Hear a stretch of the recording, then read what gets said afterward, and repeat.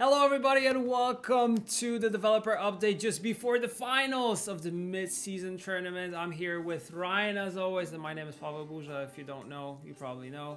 What are we doing today, Ryan? We have a lot of cool stuff lined up. Hell yes. We've got some spicy content right before the finals of today's tournament. So I think we prepared enough to keep it interesting and on the level of the excitement that we had over the past 1.5 days.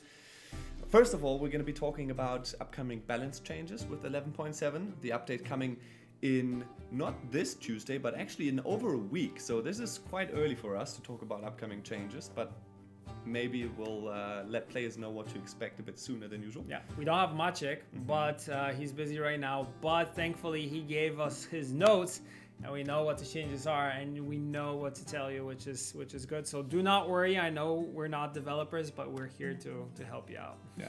And what are we doing after that? After that, we are going straight to the reveals. Yes. We have a couple Skoyata reveals. Do we have 4? Do we have less?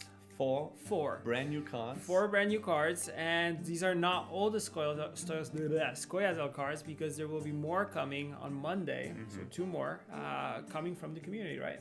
So unless you or somebody else has revealed the name of the upcoming expansion, let's just say it right here. The name of the upcoming expansion is The Tide Rises. And with that, our excitement is also rising because people will now start to see cards from that new expansion. Already theory crafting out there. And just as a reminder, The Tide Rises releases on July 11th, so in a little bit over a week. Yeah.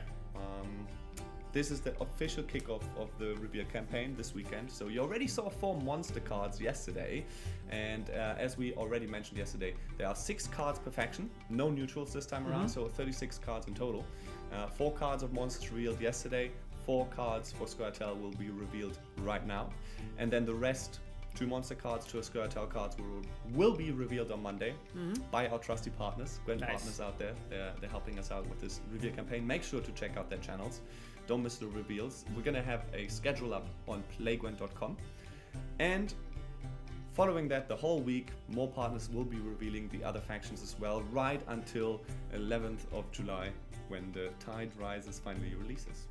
Perfect. The Tide is rising, and with it, a lot of new cards are coming into Gwent.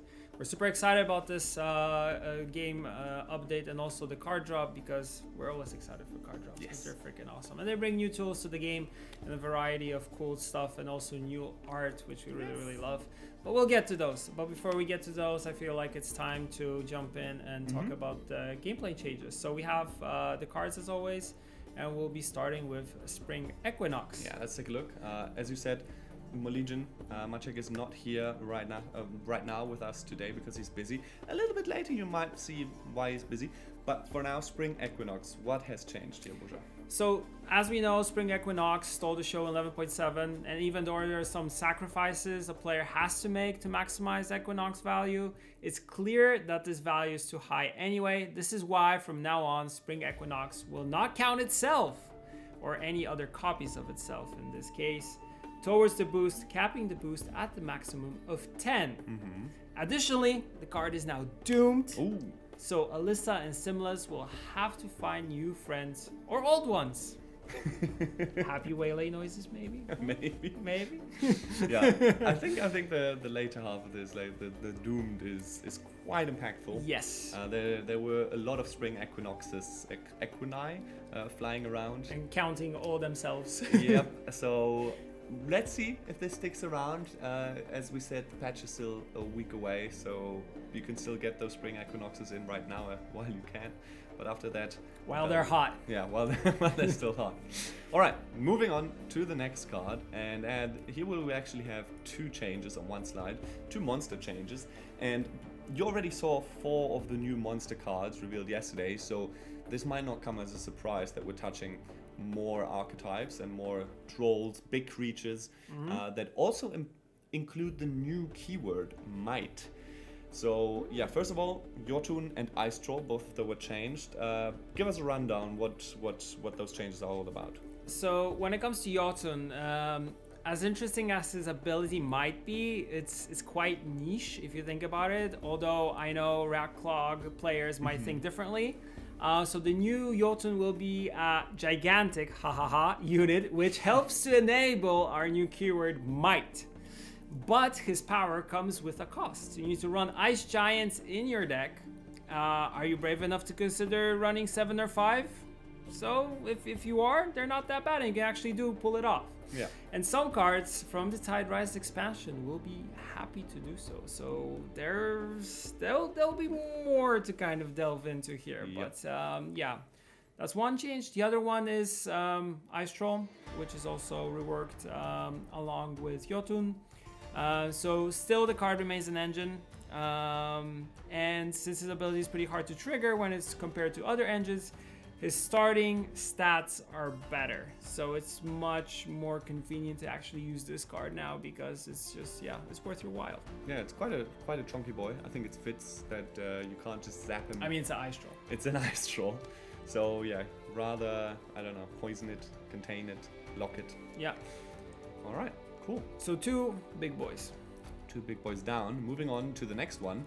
Also quite a chunky boy, the Ancrate Armorsmith, and he's got a provision nerf. Yes. Costs 1 more, but he's got a fresh ability. Yes. The ability I think is the highlight here. Yeah. So currently we feel that's one of the worst cards in the game. So he definitely deserves a new ability for sure.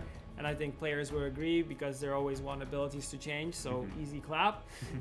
This new one can become a big boost if you stack a lot of armor on a unit.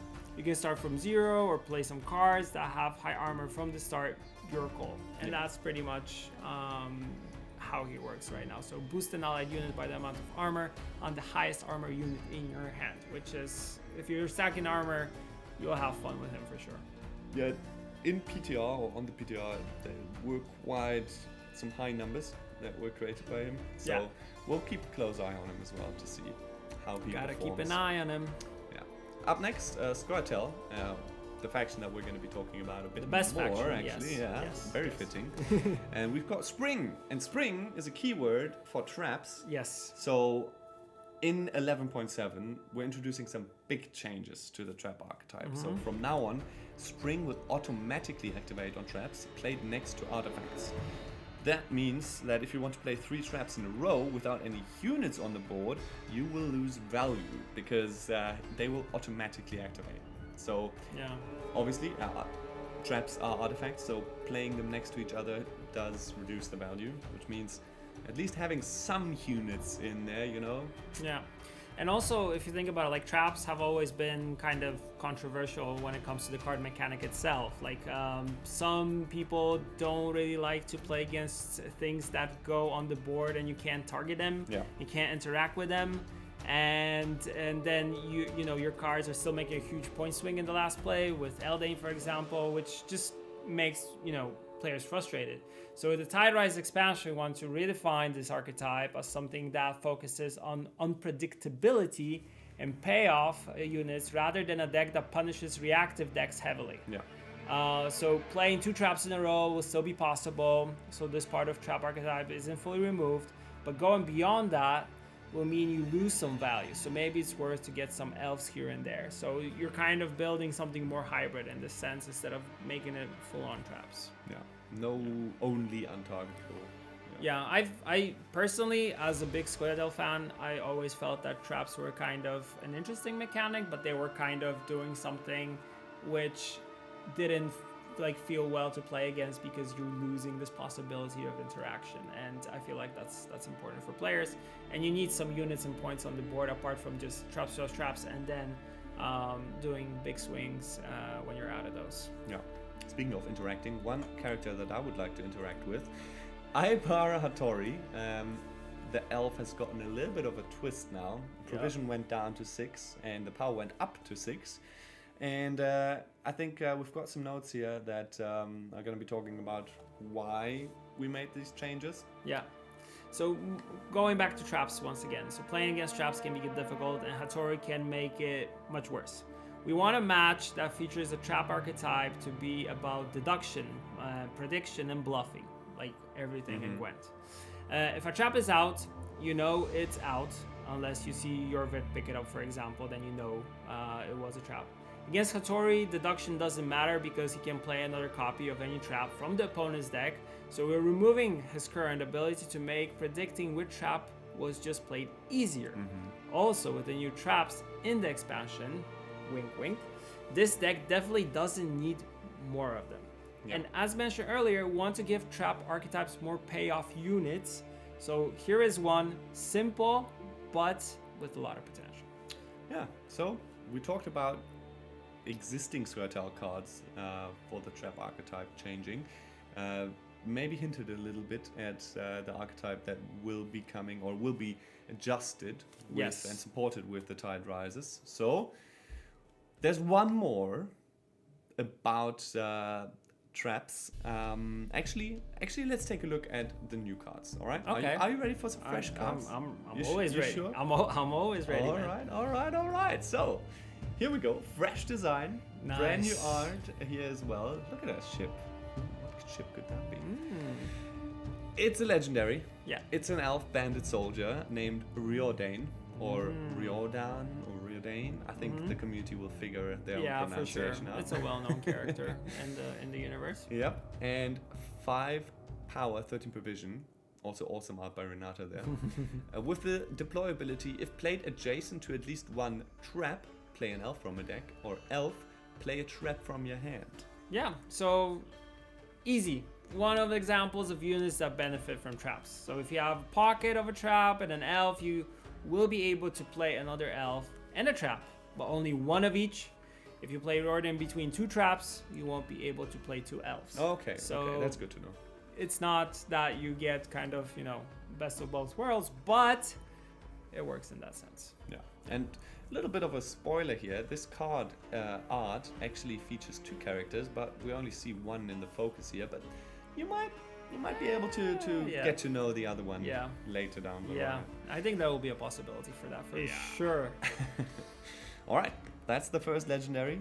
Moving on. Yeah, there's quite an interesting card now. All right, my favorite art from this expansion. Yeah. Shout out to Angelina for killing this one. Shout out to The Witcher 2. Exactly. Shout out to The Witcher 2. We have the boys are back in town. We have Jorvik and we have Gerald Aria himself. Deception. Aye. So this is artifact card, and it's of course one of the 2 new traps. So if you look at the ability, ambush timer 3, spawn 3 elf dead eyes on this row. Spring, spawn 2 elven dead eyes in this row. So this is gonna be, I feel like this is gonna be an interesting and impactful card in this card drop. It can help you create elf pockets for more of your traps. Its weakness is that it has 0 tempo. If your opponent passes right after you play it, it won't trigger immediately after you pass. But your opponent can never be sure what is the trap you just played. So that's your advantage. Yeah. I mean, this also, compared to other traps before, it creates more units to interact with by the opponent. So yeah, I think this just emphasizes this new direction of the trap archetype that we're taking. Exactly. All right, let's take a look at the second trap then, because we've got 2, and this is Sticky Situation.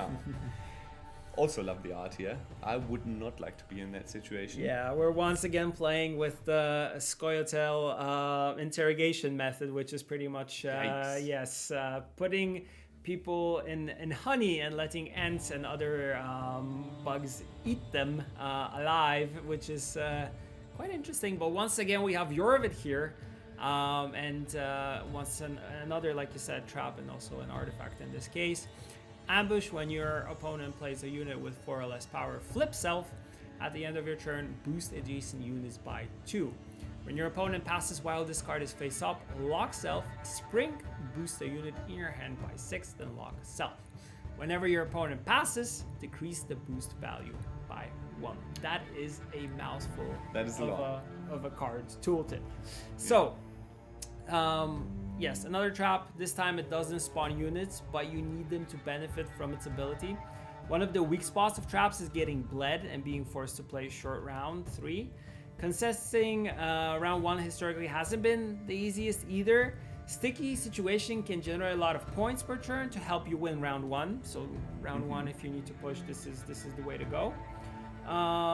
It can still be okay round 2. However, be careful because in round 3, it can only be used for the spring ability and some other trap synergies.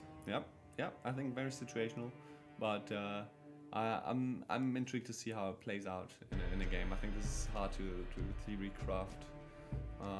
But yeah, we'll see. Yep. I'm interested to see it. And even though I like Jorveth, I don't know if I want to be in that sticky situation right there. Yeah, I think we've all been in a lot of sticky situations, but not that sticky. Yeah. All right. Last but not least, we've got the Trapmaker, and that's actually someone that we know. You need to look really closely at the art, and you might recognize the face. But I don't want to spoil it yet. I will let the owner of the art actually talk about it on their social channels, if that person will do it or not. Trying to be as cryptic as possible here. But yeah, another for provision payoff unit for traps, of course. In this case, this card can reach really high values. You can get it easily to 11 points, quite reliably, and sometimes it can also do more than 11 points in this case. Provided you plan your round in a way which keeps as many face-down traps on the board as possible. So this unit on deploy is just boosting self by 3 for each face-down allied trap. So I think that's important thing to highlight here. This is where deceptions, if you think about that card, timer 3 isn't a weakness but a strength because it gives you space to sneak in a couple of other traps to get the most out of Trapmaker. So traps work on the Trapmaker. So the synergy here is perfect, right? Also, this card combos very well with Riordan, who can play yet another trap in the same turn as Trapmaker comes down.